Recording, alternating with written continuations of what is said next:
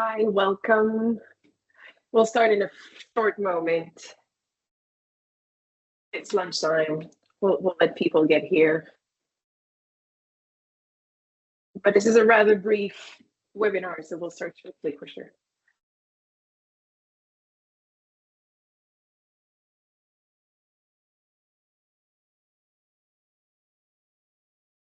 We should have put a little elevator song, right?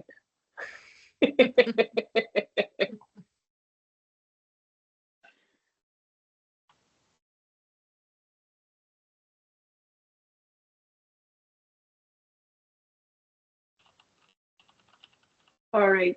Well, it's 12:02. So let's begin this webinar. So welcome everyone. My name is Andréane. I will be hosting this webinar, and we have Camille, who's our moderator today. So if you have any question, you can write them in the chat, and she will interrupt me. Otherwise, at the end of the webinar, we'll have some time to discuss some more. So I'm accompanied by three experts from Inventive. Inventive, if you are not familiar with us, we do apps, web and mobile apps that we integrate with enterprise systems to power them. And we've been through it all in terms of mobile through the years. We've been designing and building apps for nearly 17 years now. So today's goal, this webinar's goal, from blah to brilliant, is actually to help you direct improvement on an existing app. So we will go over what should absolutely be assessed to level up your app. So I'm accompanied by Stephanie, Catherine, and Mathieu. So Steph is a CX strategist, CXP here at Inventive. Catherine is the design director and Mathieu the development director, and they've both been working on mobile apps for over a decade at Inventive. So how do you know your app is missing the mark? Well, it's 2024. Every company under the sun has an app now. There are over 2 million apps on stores. But how do you assess your app's quality? How can you confirm that it truly correlates your business needs while addressing your clients' needs and pain points? So this is what we're going to try to answer today. Where should you start your app improvement journey? So we believe that it's through strategy, design, and tech assessments. So Steph, Kat, and Matt teams have deep dive into countless apps over the years, and they know how to identify precisely where improvement should be concentrated. So we'll go over quickly in a short 30 minutes over everything that should be assessed. So starting from the strategy perspective, Steph, where should a company start their improvement journey? So the improvement journey, of course, should be started within the organization. So I think most people who are responsible for an app or that work in an organization kind of know that the app is not exactly where it should be. So sometimes it's a little bit old or it doesn't have all the features or whatever. So the idea is to build a business case, right? So to build all of the convincing arguments that you need to get the budget and to get the teams rallied around improving that app.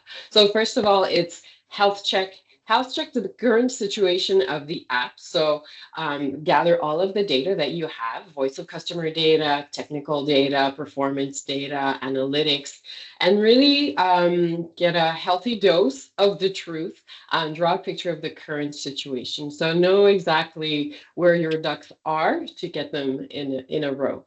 And then who, of course, because sometimes in larger organizations, the budget and the responsibilities of the app are separated into different silos. So really get the ins and outs of who is responsible and who has the influence to get that app improved.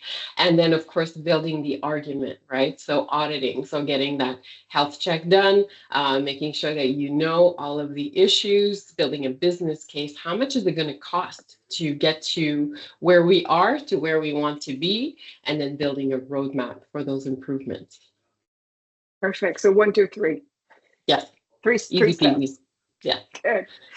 And what should you assess when you're evaluating an app? What are the basic good practices that should be assessed? What makes the difference between a good and a bad app?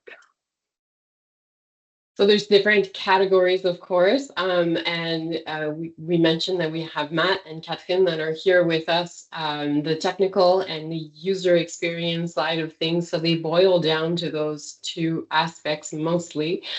First of all, the mobile optimization. So an app is specific to user context. It's on a small screen. The users are wherever. They could be in their car, on their couch, in between doing things. So it has to take into consideration those aspects of it.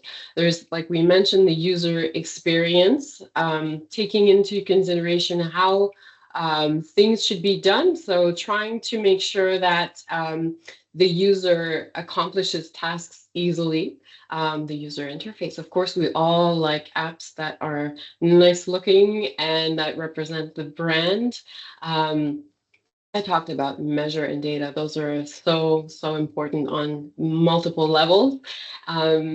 Strategic alignment. So I think that customers know instinctively and very quickly if the brand isn't aligned with if the app isn't aligned with the brand, if it's not useful, if they don't trust it or the design isn't exactly there. So making sure that all of these things are aligned, and then of course privacy and security, which everybody knows that they're super important.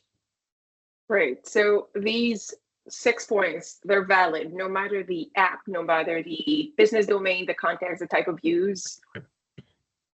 That scoring low on any of these would impact your engagement. Exactly. So they really doesn't matter what type of app it is. These are criteria that apply to everything. Perfect. So we'll consider that to do your health check. These are the 6 points to consider from both a UX design and a technical point of view. So how does this translate into design and UX user experience, Cap?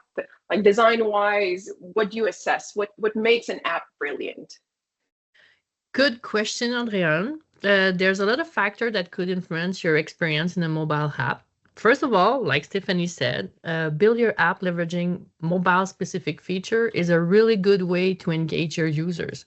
Take advantage of all the gestures that are available for smooth navigation, action like delete an item, add an item.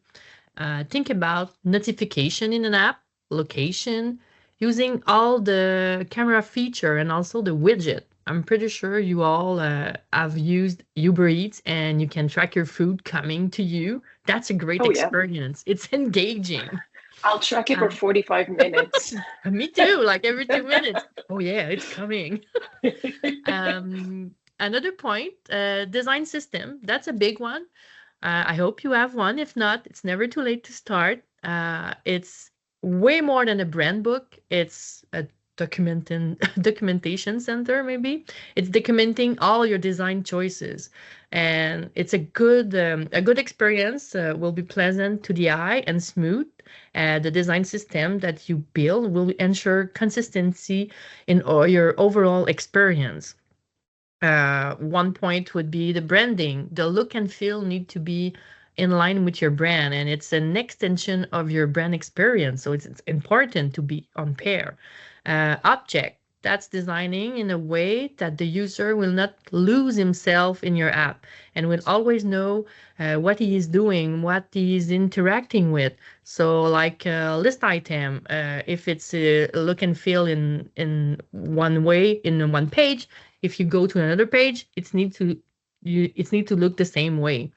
Patterns, that's documenting how you do the action in the app in the same way through the app. So navigation, add, delete items, search. If you do a search in a way, you're going to search the same way to the app so your consumer know how to search. Another point is accessibility. So that's color contrast, font size, clear error message, and many more points. designing, having accessibility in mind. It's not only for disabled person. Just think about days where you are tired or on the go. That's good for all your user. It's going to ease their day, their way they interact with your product. If I'm not mistaken, also things to consider when considering accessibility should also be present in your design system, right? Yeah. The last one, heuristic and usability, that there's 10 of them. Recognition and rather than recall. That's an example of that when you create an account and you receive a code by text message, the code appear in your keyboard. So the system is reminding for you, and you just need to tap to directly add it to your app. So the system help you. There's other one, but you know what? When you open an app and it feels right, the conception team have followed those rules. So you need to follow those rules. Great. So that's quite a few things. If you had to do like a quick win in terms of UX design, what would you suggest for an app? A quick win would be color contrast, font size, clearer message. That's quick win that you can easily leverage. Good. And you mentioned good heuristic and the feeling of being in front of a bad heuristic. Do you have any example of what is a good experience or a bad experience? I know you do. I know you do. Oh, yes, I have a really good example of a bad example. So last year, we bought a brand new car and we waited like for 2 years to get it. So we were really excited. It's an electric car. It's new. It can drive by himself. It's crazy technology. It's the future. Driving that car, my experience was on the top. But then I opened the app and my experience broke. The outdated look and feel from 2010 and the lack of feature had a tremendous impact on my product perception. I was so disappointed. Like my perception of the brand dropped drastically. And that's happened a lot, when you open an app and you're that's not what you're expecting. Your digital experience have an impact on your brand and your product. Absolutely. If you go to the other screen, here you can see the difference. Same functionality, maybe a little bit more functionality, but the look and feel is so better. And there's a little bit of personalization.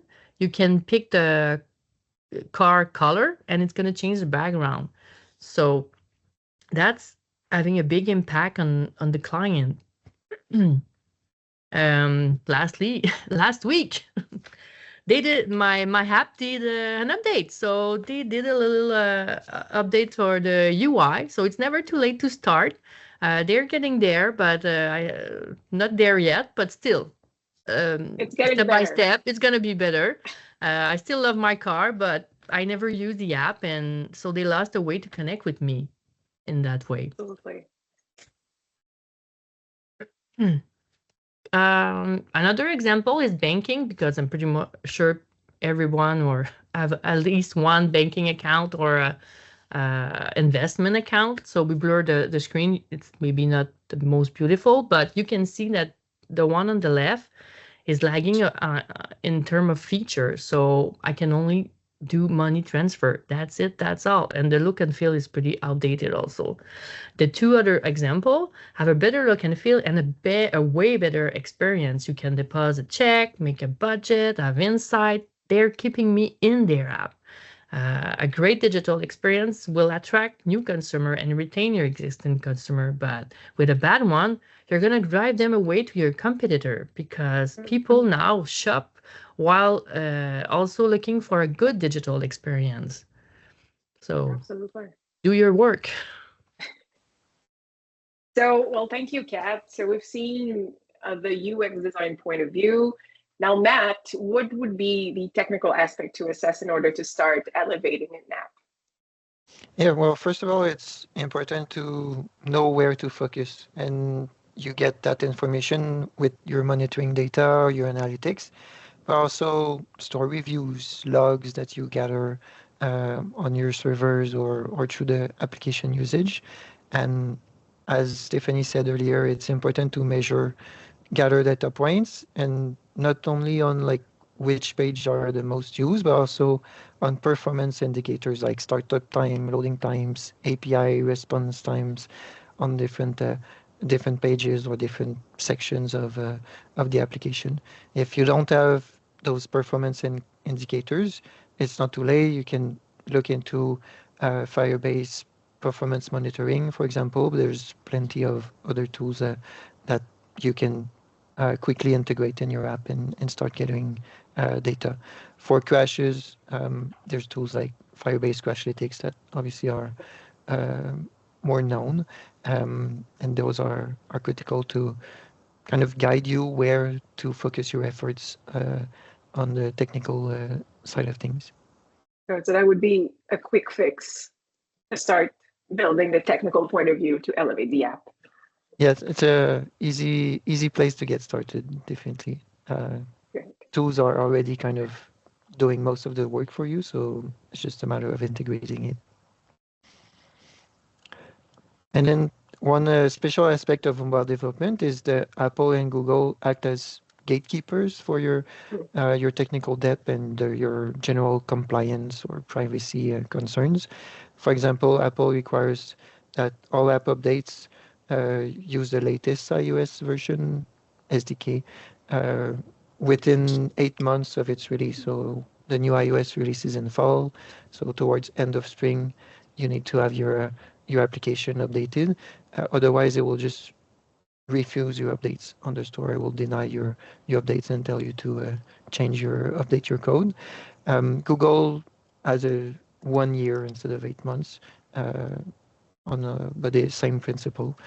And even after 2 years on Android, if you didn't update, it will start hiding your application from new devices.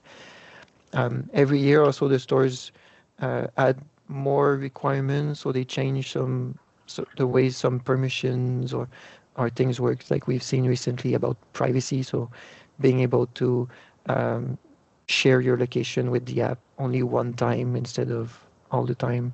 Those are changes that come every year, and it's important to be quick at kind of complying with those changes. Otherwise, your users kind of realize your app is a bit outdated because they see the pop-up and it's different than what they are used to on other apps they use.